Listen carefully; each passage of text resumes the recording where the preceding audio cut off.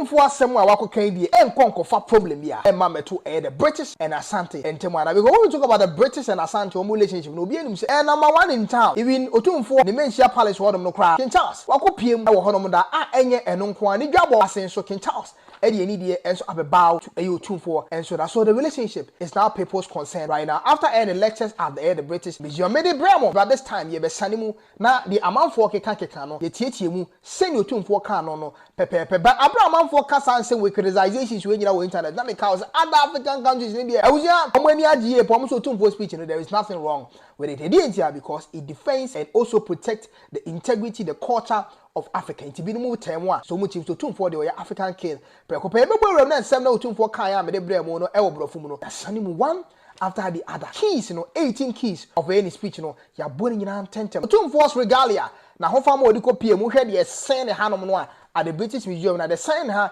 ayefe na ye memfra ntoma otutu koye no enso ye fe na ekunini ntoma ana Otumfuo enso tim de kopie ma fe agodie enso eda ne nsa kama ana o hye sika empaboa enso ewo eye ne nas ma me fa photo we ento so na monhwe ne number 1 eye ne ntoma na ye fe ne kunini ntoma no eno do Otumfuo TuTu ya fe so de sane ha no ye fe ne memfra ana afa sika godie eda ne nsa ene eye sika mpaboa ana Otumfuo ehye edikopim afa se kratche ye oda screen isu wakopiem wo konfa noche abusua ansem no ano aye den ka abo no e de nikopiem wo no na se kratche asese muhuni ye hwe na busuafo ensem no de adu no hospital ni hia na busuafo seriously omatimi bia eye within a month ni na so still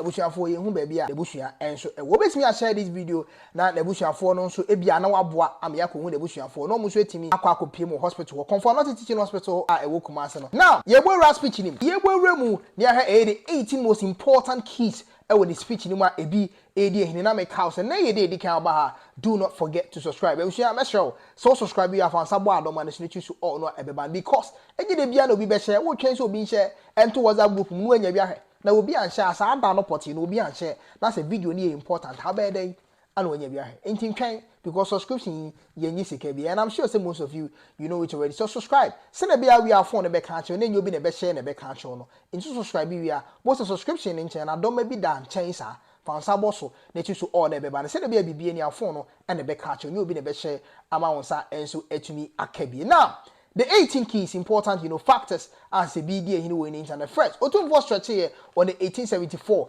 the British invasion in Kumasi, the capital of the Asante kingdom. Now, Chiemu say that time now Asante was having a flourishing kingdom. And Asante too also say that time no crowd Mubaya Asante was having a flourishing kingdom. Now more the British and Americans now more struggle with the economy. So the UK more struggle, no America also struggle. Now Asante as an empire now all flourish. So in general sense, Otumfuo in same way the Chiemu anu with Chiemu say. Semo mama me bo Kumasi in the year 1874. Nanka Asante didn't want to countries here can one of the most powerful empires. Nanka Asante can because a man more breno. We were having a flourishing kingdom. So mu invasion Otumfuo sheda e boom be and so on. And also too, the subsequent burning of the king's palace must have was the king the palace I think we am going I said the king's palace. And also 3, the Asante was an independent entity and empire which stretched far over the borders of the present day Ghana. So ankaneno na Asante de no onkan Ghana bia ho. What ya say mo amukro ya mo nyuma ni bi. Ana ma sanse wo nyina na Asante enso ende ne ho as independent a entity. Otumfuo to aso number 4 said the treasures represented the source of the Asante. Treasures na mo be wiaye no. Sa treasures no. Asante kra ana mo be fire. That is Asanteman kra ana mo be free omai mo be fire kra mo de ye hwe. Also number 5, how the famous collectors, example collectors be to say ka collectors are omo mbewura Ghana that time anom de omo se sano oma omo bi said that chi bi be ya bakwasem no be se bi no be top no mrikom so some of the collectors they be famous na ebi no ye scientists nya de how the famous collectors be to say Henry Wickham and so timi be bowura mu Gold Coast a obeto to Asante kra ni bi te say no mai materials ye Otumfuo kan wasema ye beji ni ne ye omo so mu de bi e ma ye lo American for de omo de ba ye no che se na nkra then number 5 ni che mu se mo di kogu dwa so ton ye ade ye Asanteman kra no na makoton ade ewu hia ye nu some of them were in the palace of the king say disrespect mu di akogu dwa so e wo Cape Coast ana mo abrofo no mo ton to the extent say even some of the famous buyers ni bi it me be toy ene di ho dance ye mo museum mo bibie ne di ho dance so mo be to free mu ho e wo Gold Coast empo ano ade ye obi kra hia no wo abetam ton wo po ano Otumfuo eka eno ho asem be ni nyina na oka na bebuo mu that na enye to mean violence na mom to educate Asante abakwasem before the invasion and also after the invasion. Otumfuo also lamented on the strong ties with the British. You know, the British in any Asantehene dey say omo nkabo mu no wo mo yonkofa no Otumfuo kan ehonsem kakra ye hwe no ma ba ko mienu bi Otumfuo kafa the British and Asante wo mo yonkofa no say the thousands of lives lost during the Asante British wars. Asante British timi kwa akon na any thousands soldiers had ye wu British wo ye wu Asante die nsu wu. So it means we have common reflections when we look at our past. I was stretched on that to tell the British so we share the same pains. The second I say the retreating of forces during wars said the Ntokwatimisi na British near Santia crash ye Ntokwana no ayede avetimi anotimi ye dia na we mu ekomachi kakra na we mu so komachi ja we kwatete na we akwatete na cs nyina no Otumfuo eka ho asem 1882 gift to the Queen Victoria 1882 abra Asante hu se one British omo yonkofa no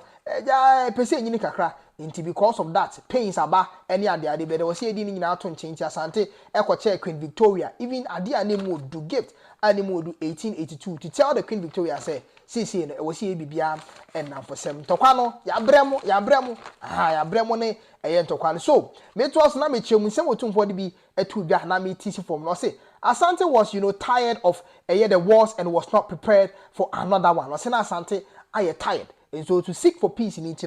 this gave to the Queen Victoria and in the dance say, Yabremo, what you say, and Tokano, and who here, and no stretch it to us, say, and unti, and a Premper was offered, or Premper sacrificed himself during the year 1896. Actually, the British nation more Abremo and Tokan, young could be. The same Baba Shikumasi beam, the Amudia ye, and be by rather 20th century more. And he be able no what that social bomb money a good year be say Kumasi Yabremo and Tokano. So to carry it all, now bring peace, no Premper offered himself. Otumfuo a strict way or chemu say for peace sake into na Premper and so senye no surun tokwa. Now or stretching further and so can acquire Asante ebeka Ghana. So this time waka friechi wabeka Asante beka Ghana ho to reflect some pap na Asante de no. Emu mechire obeka Ghana. Otumfuo society no was a stretching back. Kakrachi mu say how Asante has endure peace no war after the return of say Ajiman Premper. Otumfuo kan wansem say after the return of say Ajiman Premper the first no na say ntokwa ne war de yenhu bi Asante. Truly Asante has been enduring peace because ohwe Premper the first echi a otimu say echi no there was a war but after the return there was no war. So Otumfuo James after return of Premper no peace now seeking to Queen Victoria and normal to tell you say Abremo no we are tired of war no yes and for peace in ampa wo bia anywhere buy be but before the return there was a war that is the Asante where the wall of the golden to back here the king was talking about peace after the return of Premper the first. So Otumfuo also stretched on the 1924 abra the Premper the first actual letter demanding some of the looted artifacts at the British fire Otumfuo as that time not to the Premper the first as I said or letter exactly in the year 1924 letter to the British and no man amubeluchi and send nam for na no monfa emre yemba ocho no ni nyina ankosi aga Premper the second the year 1946 or no so beto letter tro no so say omonfa the looted artifacts in Asante and also ankosi bebia afei negotiation ne koso no na say opokwa the second so by beto so and also ankosi bebia beto no Otumfuo Asantehene Osei TuTu the second a osisui ono ne time de bitimi koso ema American for crowd de omo no me fire no nyame adom omo de aba the British for ne you are still holding on to it. Mon person would be my Asante. Otumfuo eka and wasem. Also, Otumfuo also spoke on the culture of travel. Said the Asante say yesi tutu kwan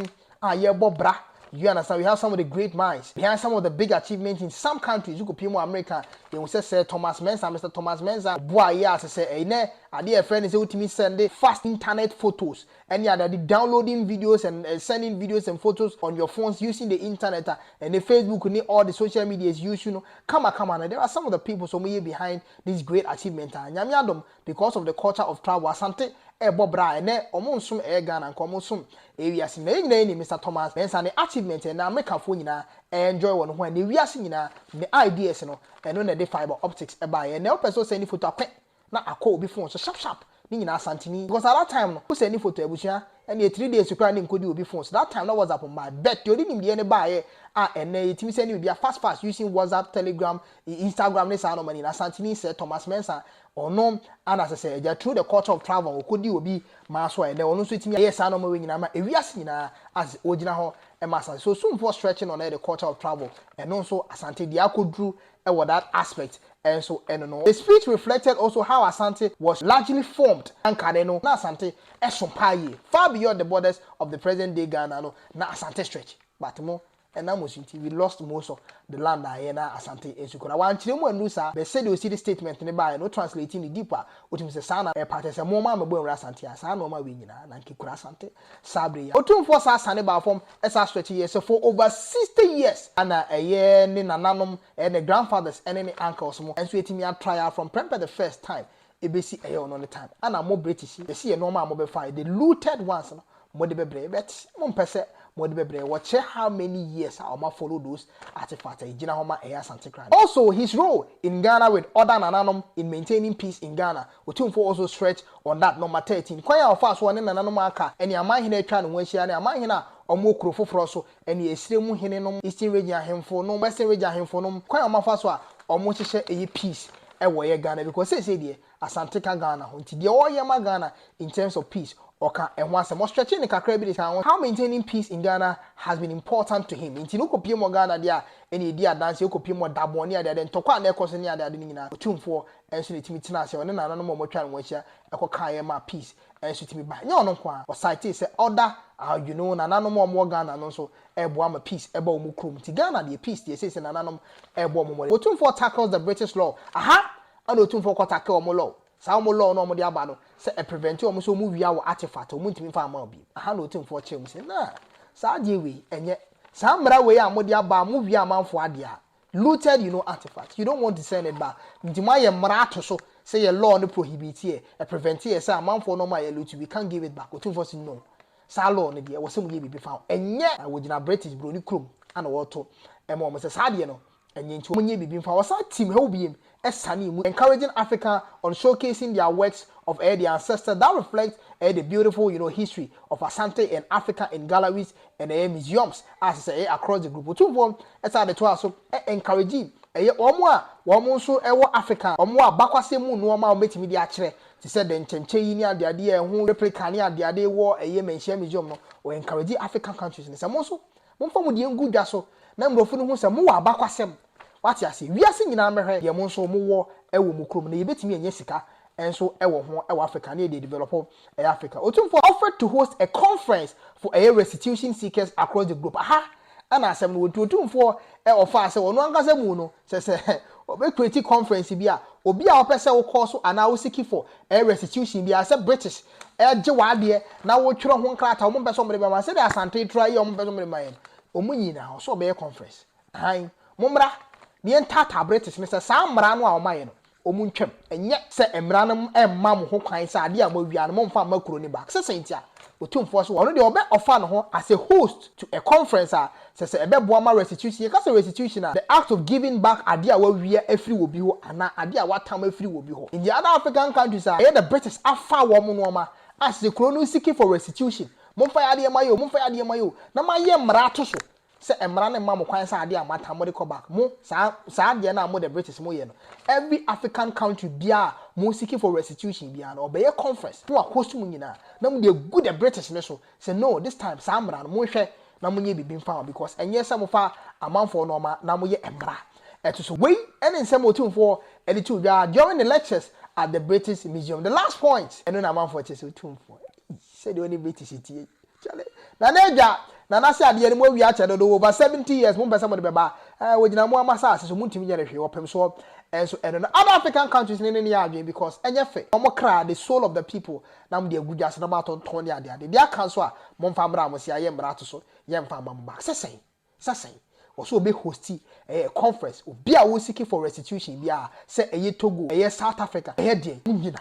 mo mra na mo church on krata no mo mfa ngu British aman so sa mra no amaye no article de no mo nyimfrim na mo makwan na amanfo nya wo mo no ma mo wi aye ne back no mo tun fa ngu agya so na wi ase mra metua sika na amanfo mehwe some of the greatest museums a yebenya ɛwɔ Africa na etimi aboa na develop Africa together. When in summer Otumfuo Osei TuTu and amabo ɛyɛ ne tougher. Ebi ka ho, but the key ones in it are echo viral no and menya abocha chichi mu chi ama because video na mdi kan ba ne de na eja brofo no ebi no chi mu ano odin emebinim dodo na so te ase but efe si ebenya no ye nkasa ase se ukọ Ghana dipa dodo na enso eka no enso emu me no bedi nkra unia keni in case of any update ese no hia e ma ramfi so be share this video especially we are Ghana ni a wakopie mu abra car ball no akire e wo confirm no che na busuafo ehwe na wo se wo share this video ebia na obi nim no na ebusuafo so etimi akwa fan they toss to share na no ebi nso hu sem Otumfuo de koto bia no the papa mu a wokon ema eye Ghana any African na the African king me no bedi nkra in case of any update e be say share our channel ya so pia unwa keni an bebre no ani medada ni won komo kituwa bi hu hia me pa sa na me hye so se hu be hia won so e nsem tia wa bi pe itima me wi a wo mreka kra bi de edi kan eda obi ase a waso ye king.ghana mu a waso me mu especially on a TikTok me adom wankasa omwane odonti yene na over 100,000 that is 10% of 1 million people even e bi say gusompo ana e follow yen ana mu di echi e wo ye TikTok sa wodo ye anso na mu yi kire me e wo ye Facebook ade me pese mu hunu ni aresrede e ho wonfa so ene say afi ne mabi e YouTube account e ye monopa the content e wo mu kura ndiro ba bia afi ne de ba there are a lot of beautiful packages and they break Ghana for ma money media munim say de Meseum adwuma enu nti nsi me for oni gi video bia me de bebe bia ho enu nti mesere wade ba ko pese ye tie abusuafoforo wa hai e YouTube hai ma remfi say obe subscribe channel we ama me an munim say de Meseum adwuma video ne sofo ma obi e ni je ho we ya abusuanku foforo a ye ti ne YouTube hai nti no channel ya abofra afi na wo nyini mesere wo say be ka me ho ne nyini hade ne nso nka ho say de maboa ama ene TikTok you woni padodo be almost 10% of over 1 million people na follow you on TikTok amanam saa so eye bi kire me e wo ye Facebook mo subscribe channel we so mame emum de hia ne say o subscribe wi a e ma we free adoma na that subscription in channel what the one sabe boso na what you so all we say details na ne credit nyina hwehwa na e de abramo ebie mu nso ha YouTube haye se na bia obedi kan na won sa ka video bia me de beba bia enti e sa sere obi o say o subscribe wi a e ma we free say what the one sabe bo adoma na that subscription in channel na what you so all no ye nyina busua we brade be kam ho ne nyina we so enka ne ya dada no within the ken the cultural content I dey be go YouTube ha no I'm not dancing the munim dada no afi na afi ye bebe radio mu odro no ye sure so woni mi se me de meye ma ko hwe no kura no efe tifini apiwe ni anafo abro odo an wo ma wonti wonu ya ken ni subscribe on sabo adoma no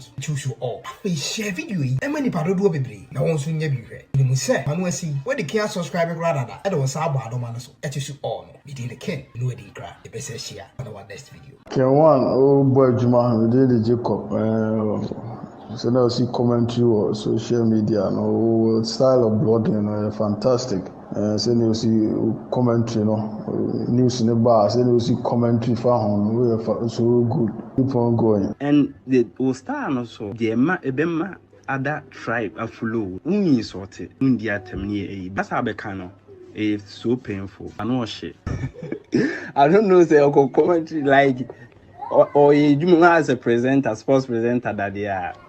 and we need maybe I will strength free a bit it's all good oh yeah dear can one modern can one will try pa